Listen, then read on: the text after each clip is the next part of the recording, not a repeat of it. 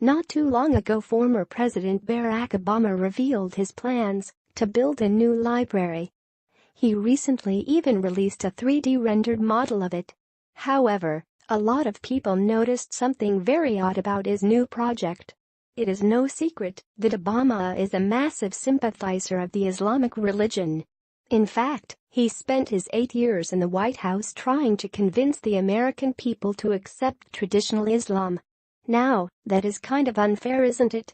Americans were being convinced to accept the Islamic religion, while Muslims, on the other hand, denied our American values and ways. I'm sorry, but this is a two-way street. If you want us to accept the Islamic religion, Muslims will have to be able to accept ours. Obama didn't see it that way, unfortunately. His latest project proves my point even further.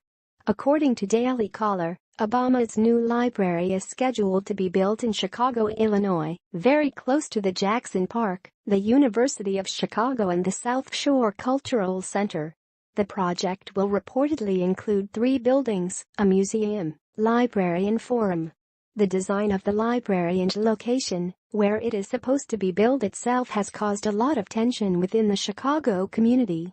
The newly released 3D renderings of the park will certainly not make the situation any better. Take a look. To make the whole situation even more interesting, a big part of the Chicago residents do not seem to approve of Obama's new idea. Obama chose the Jackson Park and people don't agree with him. They don't want anything to do with him or his building. As National Review reported, in May of 2017, protesters started a campaign to basically beg the Obama Foundation to sign a Community Benefit Agreement, or CBA, which would then require of the foundation to set aside jobs for the residents around the newly built library, protect low-income housing, support businesses in the neighborhood owned by Black people, as well as strengthen the school system. The foundation, however, refused. After that, a resident then decided to ask Barack Obama himself to sign the agreement at a public meeting about the library, which took place in September. As one would expect, Obama also refused. The problem that many Chicago residents have with Obama's library isn't just because they refused to sign the CBA or the use of parkland, but how the foundation has played every single one of them during the process.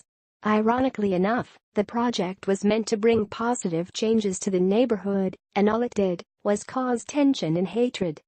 And it hasn't even been completed yet.